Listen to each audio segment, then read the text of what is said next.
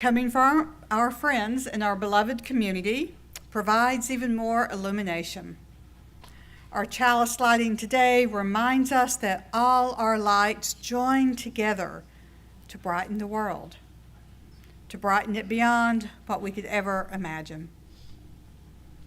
I invite you now to please join me in singing the words to lighting our chalice, the symbol of our faith.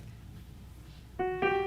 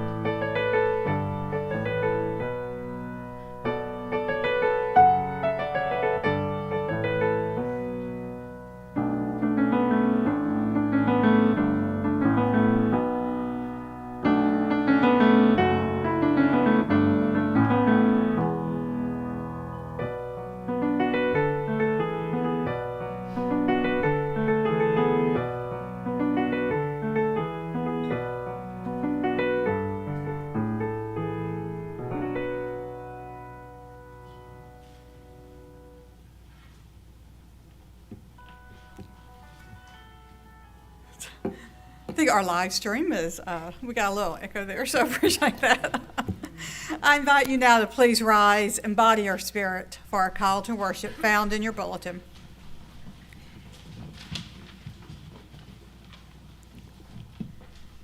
For this one moment, know only that you are loved, that you are safe and whole and loved. Know that you belong here, here among us, here upon this earth, in your body. However tired or broken your heart may be, whatever fear, disappointment, anger that you carry, for this hour, know you are not alone. Feel the presence of others surrounding you, breathing beside you and with you, discovering together the way our voices rise and fall together in harmony and whole. Claim here a resilient freedom, the choice for love, for light, to live with joy and gratitude and praise as a form of resistance. Amen. Our opening hymn is found in our great hymnal, number 407. We're going to sit at the welcome table.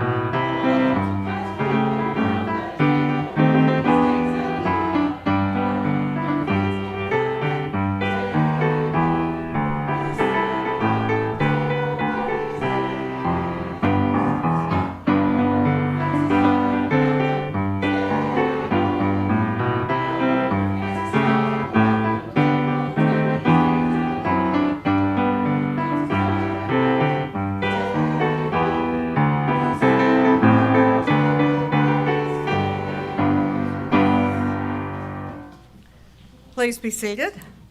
I invite our little ones to come forward for the Time for All Ages with Miss Madia.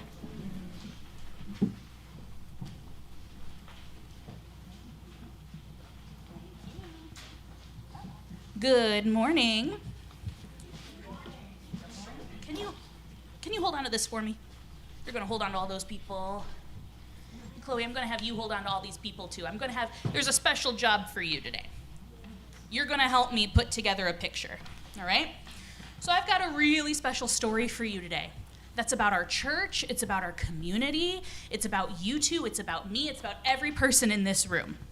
So, this room right here, everybody in this room represents one big community. And that community is our church. Now, our church is just a building, right? Just like many other buildings. But our building is very much like a chalice with the flame burning bright. Can you find the chalice in this room? Where is it? Where might it be located? Do you see it up there with the fire? There's our chalice. So, the chalice has a base, and the base supports it really well. It helps it stand up. And a base is just like a building's foundation. So the building has to have something to stand on. If it's a weak foundation, it's going to sink, it's going to fall apart. So it needs a really nice and strong foundation. And a foundation that is solid is like the people of this congregation.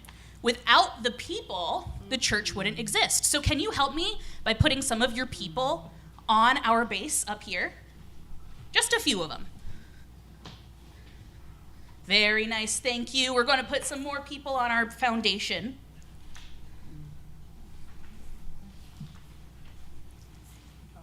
Love that, thank you. How about you, Chloe? Can you give me a person? Very nice. I'm actually going to slide your person over because the next bit of the chalice is the stem. Yeah, the stem holds up the chalice. It's that skinny thing in the middle that connects the base to the bowl. And the stem of our church is like the board that helps make decisions, and our staff who help keep things running. And our staff includes our minister, Reverend Amy, and it includes me, and it includes Miss Ann at the piano, and there are other people too. So all of those people also represent the board and our staff, and they support the church just like the stem on the chalice. It takes a lot of people to run our church. Someone has to pay for the electricity. Someone has to clean the floors. Someone has to take care of the babies in the nursery. Someone has to mow the lawn and write the sermons and buy the snacks and the coffee for each week. Yeah, and we appreciate that very much. Someone has to prepare the lessons, and someone has to print the programs, and someone has to lead the singing when we have our choir singing, and someone has to play the piano, and someone has to teach the classes, and someone visits the people when they're sick. And so all of these people represent all of those different jobs. But there are also, much like the bowl of the chalice, there are also people who come to church every Sunday morning. And they're just as important as all of the people who do all of the jobs. Those people help make up our community. I know this is last. Are you excited for it? And they all help make up our community, just like the bowl part of the chalice. Inside our chalice over there, if you look at it, we have an oil lamp, and we light that candle every week. And the people are here just like the oil lamp supports that wick that holds that flame. When the flame is lit and burning, it burns warm with our love and reminds us of the spirit of love and of mystery. Chloe, do you want to put the flame on top of the chalice for me? Can you put it right here? Flames are also like people. Thank you so much, Chloe. Our hearts are filled with warmth and love. Some people call that our soul. If our church had a soul, it would be like this flame, because that would represent the spiritual part of our church. And this is why that part is mysterious, because we cannot see our soul or what is spiritual, but we often see signs of love. So I have some questions for you. I want you to think for a second. I wonder, what part of this story of our church and of the chalice do you think you fit in? Are you the flame that represents our love and our spirit? Are you the bowl of people who come every Sunday and support our community? Where are you in this chalice? Where are you, Chloe? That's you right there. You're the purple one? I love that. Where are you, Claire? Ooh, you're our yellow one. Very nice. So I'm going to put all of this away. I'm going to remove it. But I want you to keep in mind that all of these people on this board right here represent all of the people in this room. And without all of these people in this room, we wouldn't really have a reason to see each other every week. If we all didn't get together and create this community where we love each other and we support each other, then there would be no reason to even come on Sundays. So I want you to think about that as your week goes on. What ways are you helping to support our community here at church? In what ways are you being a loving person? All right? Thank you. And thank you so much for helping me with this picture. I'm going to hold it up and show everybody, okay? Can you hold my microphone for me? Thank you. This is our picture, by the way. I'm the blue one in the bottom. You're the blue one? This one? Don't go down here. Yeah. You all right? Let's go.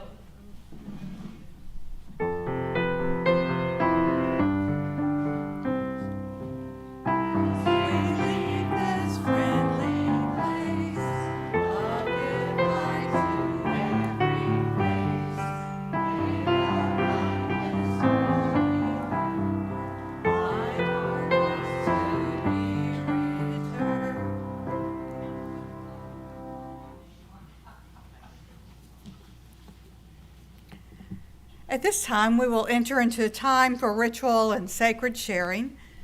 We share joys, sorrows, concerns, and milestones. So we have a number of candles we'd like to light this morning.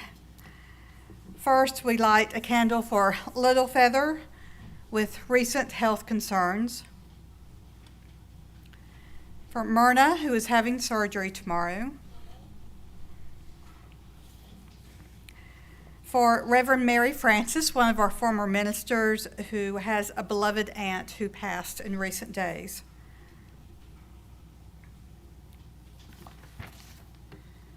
For Allie's aunt who passed recently.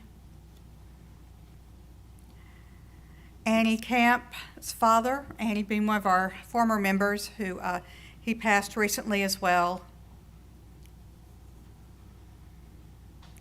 For Susan B. with ongoing health concerns. For all impacted by the storms in Kentucky and other places around our country. For those who are seeking to recover from the fires in California and the ongoing recovery efforts from Hurricane Helene. For Pope Francis with his health. In observance of Black History Month. For the relief of the people of Gaza.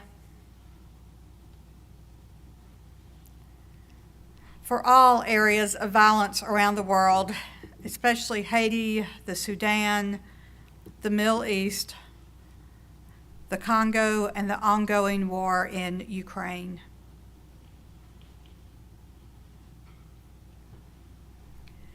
And for our country, that we may work towards creating a society that is filled with love and compassion and justice for everyone, especially those who are most on the fringes.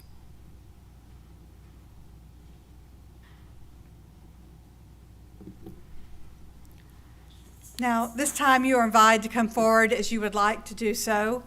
You may fill out, I invite you to come forward along the far wall, that aisle. There is a prayer stand where you may fill out a prayer card and place it on the stand.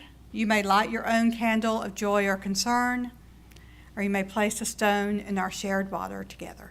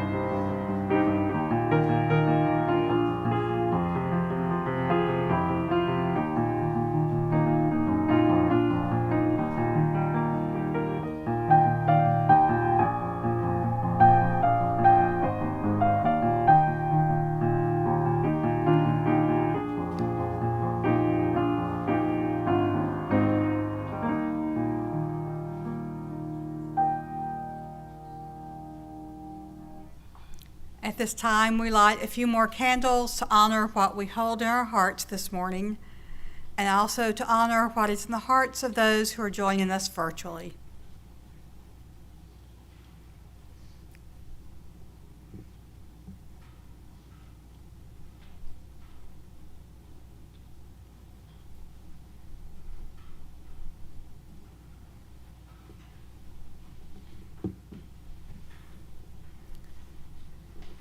At this point in time with our service, we will enter into a period for silence, and meditation, and prayer. I will sound the singing bowl, and then we will have silence. And during this silence, I invite you to settle more fully into your seat and to deepen your breath and simply to breathe in slowly and breathe out slowly. And as you do, let the words, "You are loved," "You are welcome," and "You are wanted," "You are loved," "You are welcomed," and "You are wanted," let those words wash over you, to yourself, and to all who are around you.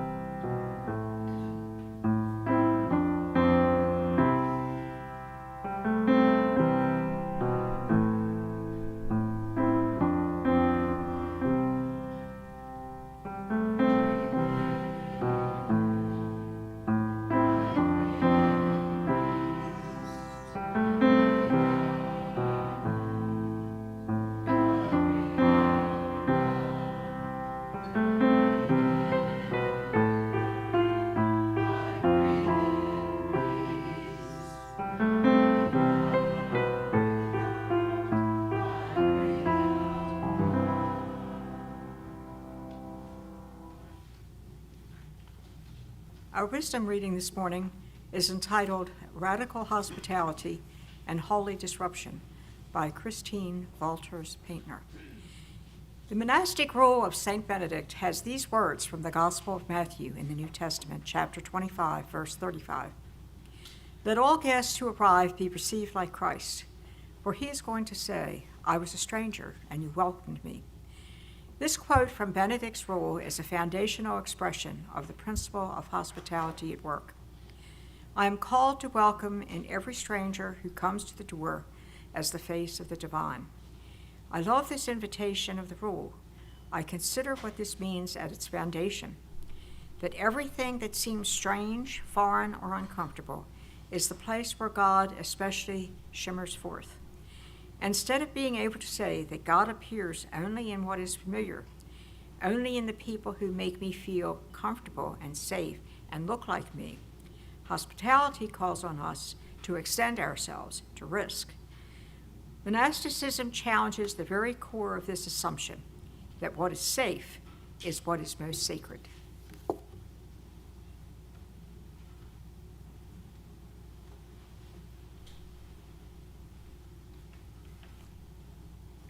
Thank you, Anne.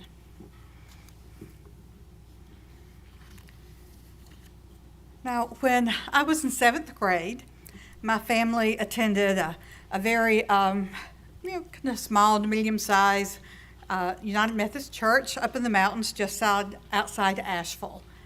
And our church was one of many which helped support a United Methodist missionary and his family who were stationed in what was then called Rhodesia, and it's now known as Zimbabwe. This family was home on furlough for about 3 months, and they were visiting all the churches and people who were helping to support them, helping to raise funds and share about the work they were doing. Now, I remember how fascinated by their work I was.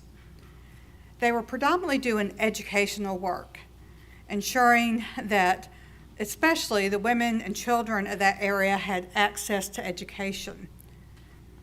Now, this work would, in a few years after that time, evolve into Africa University, which is a very important institution helmed by the people of Zimbabwe. Now, as many churches do, when someone like that comes to visit, we had a big covered dish afterwards. It was a beautiful sunny day in the summertime, and so I had the opportunity to really, with the meal and then playing on the lawn afterwards, to talk with the little girl from that family who was about my age. And the conversation, as I kept asking her about her life, she said, this is fun being here, but I really miss my friends in Africa. And I can't wait till we go back in a couple months because they're really like my brothers and sisters. Something about that statement struck me. Across whatever language, cultural, or racial barriers, people could be family. A little side note, about 10 years ago, I was talking with one of my female clergy colleagues who I'd known for a while, but not very well. And as we started talking about our lives and childhood, that was the little girl that I talked to. She didn't remember the conversation with me, and we've laughed about that since, that she's had a big impact on my life. She just remembers they had to keep going to all these churches, and she couldn't wait to go back to Africa. But those few words on that beautiful summer afternoon, back in probably 1980 or so, has given me so much to think about in regards to the nature of family and what inclusion truly means. So during my early teen and middle teen years, I began to realize that I wanted to adopt children, transnationally and transracially. I've always had a great interest in international news, and it let me know that there were children who needed homes around the world.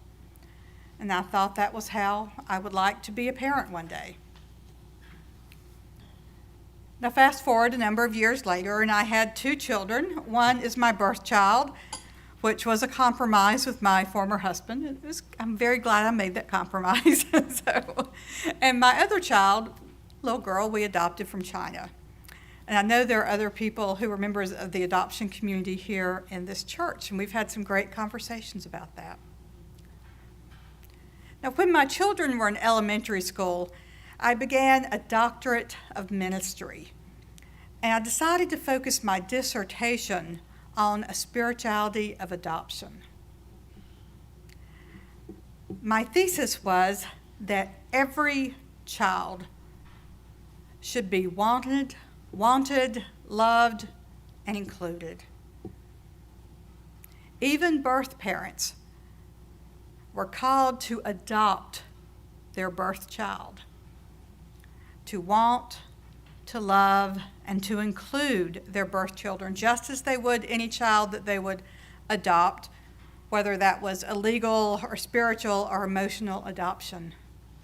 Every child deserves to be loved, wanted, included.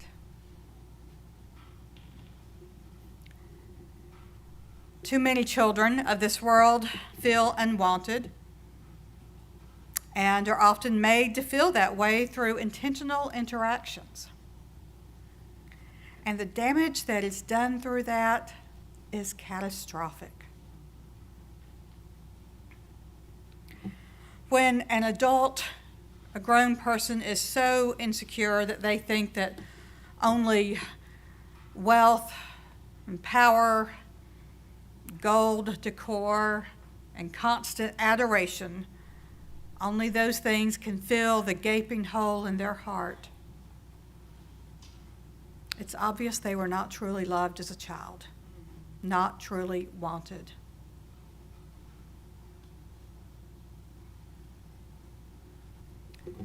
Now, we also know that every person is ultimately responsible for the choices they make in their own lives, no matter their childhood. We all have to take responsibility for how we choose to live our lives at some point or another. We are also responsible for how we include and welcome others. And that means being intentional and thinking about these things. Trying to be aware of the unintentional harm we might do when we're not trying to actively welcome, include, and love others. No matter what response we might get from other people when we try to offer an inclusive, welcoming, and loving community and a place and space to be, no matter the response, how we welcome and include others says a great deal about who we are, who we aspire to be, and the state of our spiritual beings. And this is true for us not just as individuals, as we sit here as individuals, but also as a community, as we are gathered in community today. Do we live in such a way that makes every person know they are wanted, included?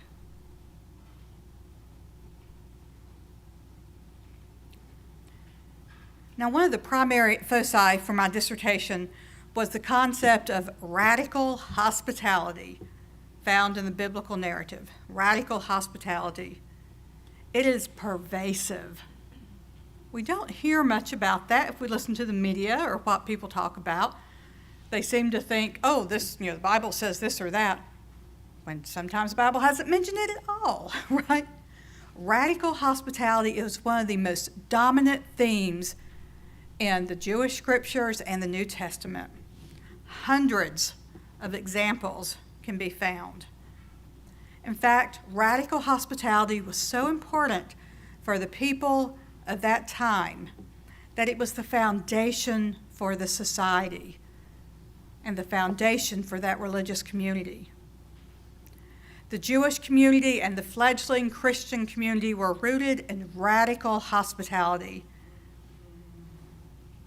And if they did not embody that, They were condemned as far removed from what it meant to live in those communities.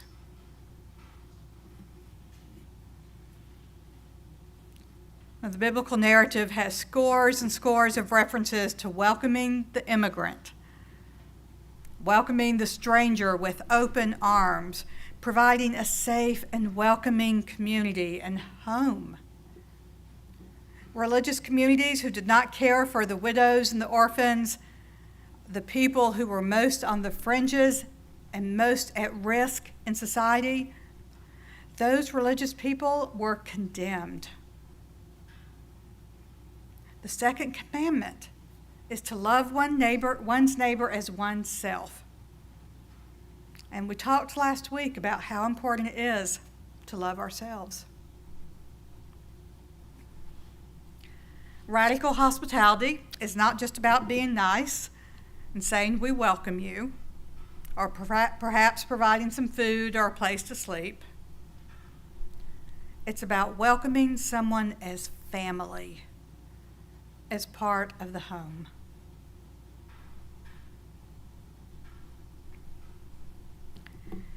Now, as we all know, this month is Black History Month, in spite of what some online calendars might not have on there today.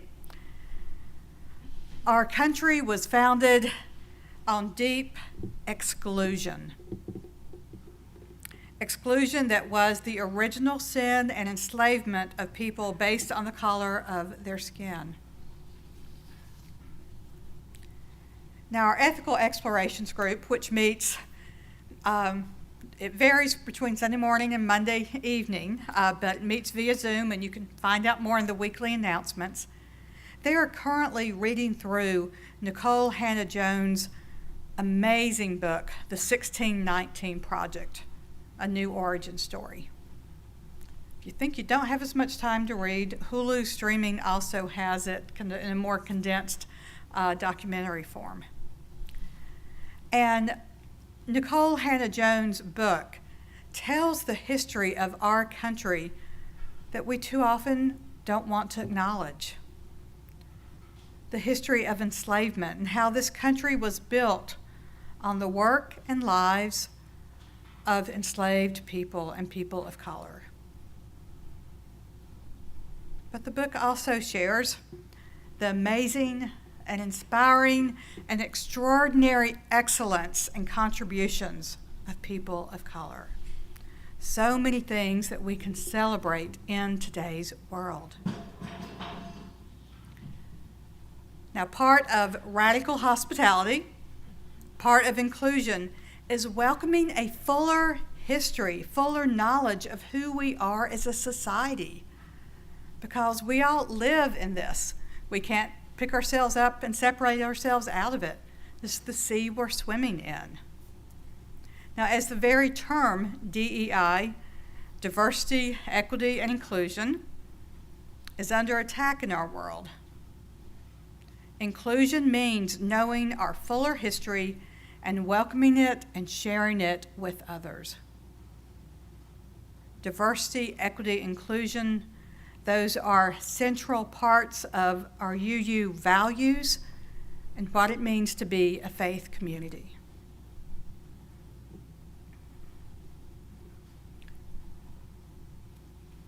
Reverend Dr. Martin Luther King Jr. spoke these words a little over 60 years ago.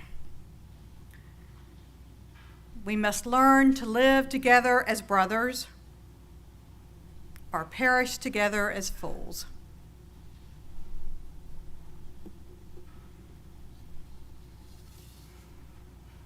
What does it mean to be family?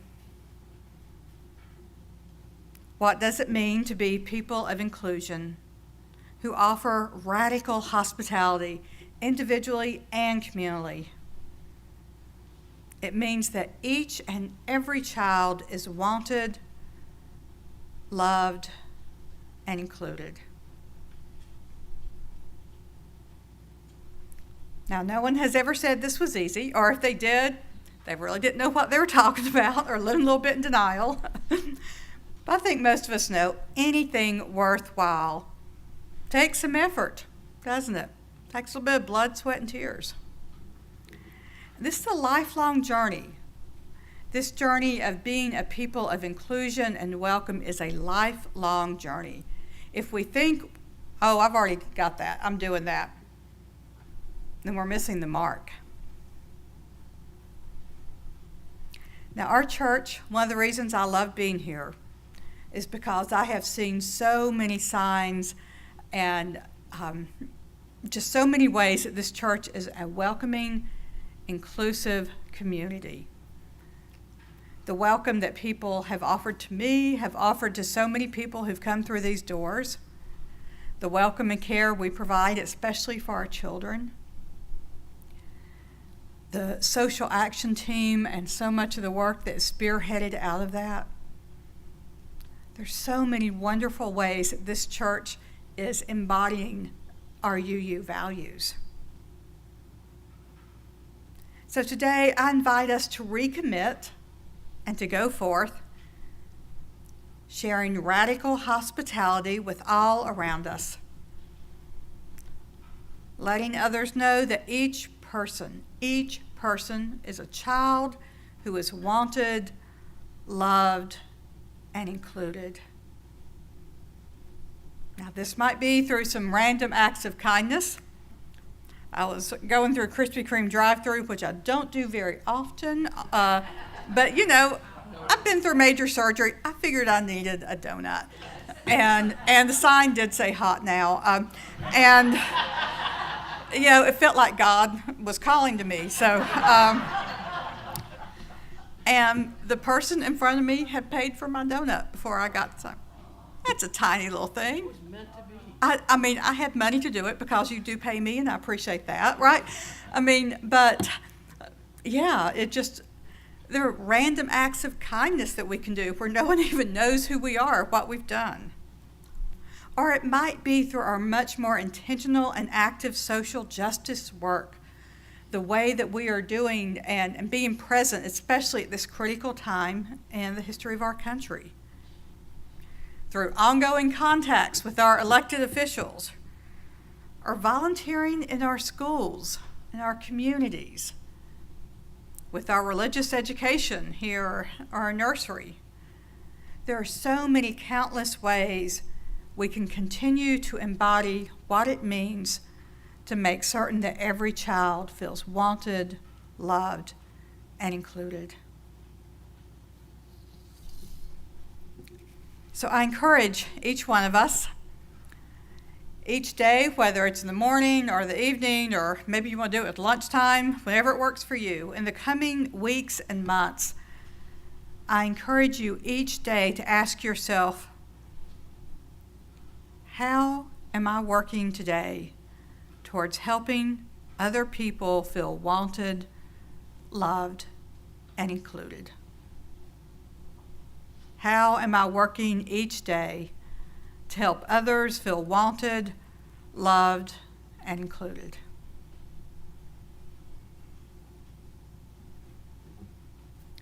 Let us go forth, giving thanks that we ourselves are wanted and loved, and sharing that with the world around us. May it be so. Blessed be. Amen.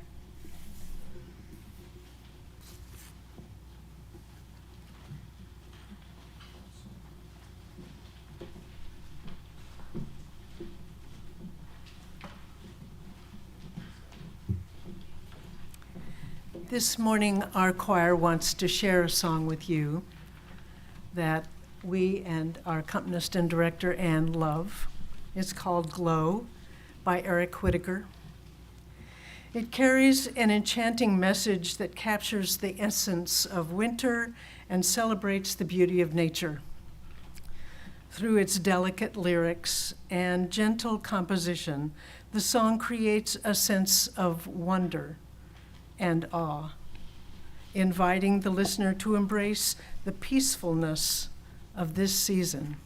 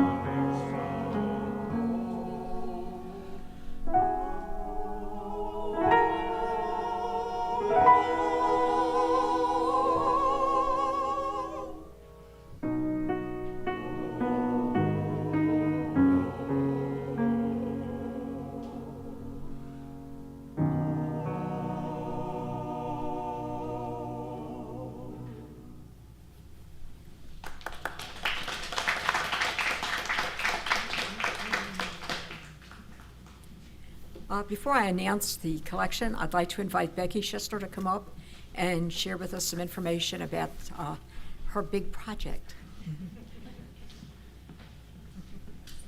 Go, Becky. Hello, everybody. I am up here to get you excited about our upcoming auction. I'm not much of a pep rally girl, so I will need some crowd participation.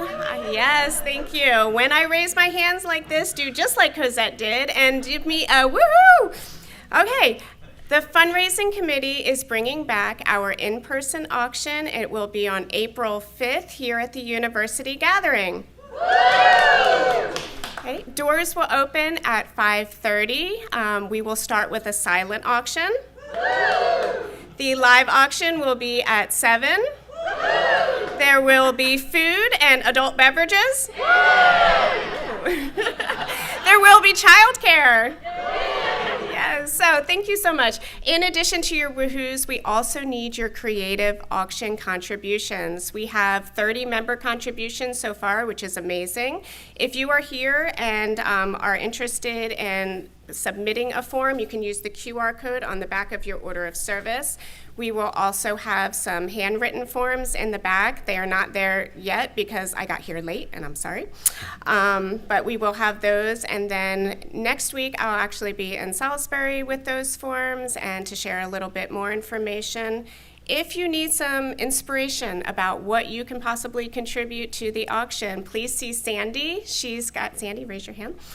She's got some previous year's auction catalogs, so that can maybe spark your creativity, see what has been given in the past, but truly anything is welcome. I know Kat is bringing back the tie-dye party. Connie is giving some knitted treasures. Carl and Myrna are doing their derby party. So we've got a lot of great traditional things, and we welcome your new creative ideas. So I will leave you with, this is a great way to not only fundraise, but also remind us how much fun we can have together in community. So one more. Woo! Thank you.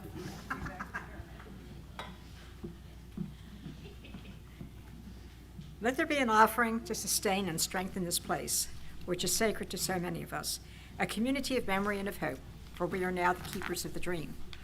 This month, we are sharing our offering plate with Blueprint North Carolina. Blueprint North Carolina works toward inclusive and anti-racist democracy, rooted in civic engagement through movement building and mobilization. We ask that you place your gift in the baskets as they make their way around the room, and you are always welcome to give online at puc.org or by texting PUUC at the number 73256. Today's offering will now gratefully be received.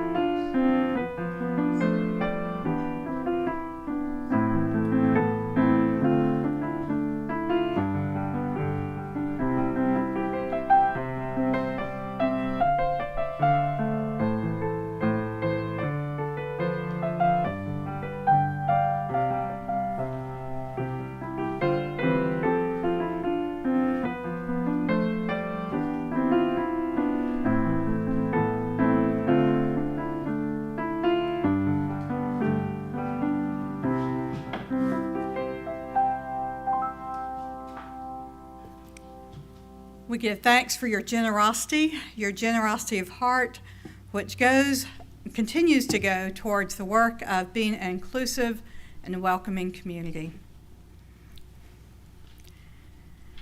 Now, our closing hymn is in our Till hymnal. You're going to notice the words are a little bit different because after the hymnal was published, the writer of the words wanting to have a more inclusive phrase in his hymn that would take into account all different bodies of people.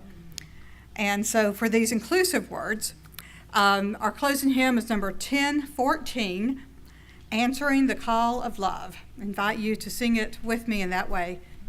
I invite you now to please rise and body your spirit for our closing hymn.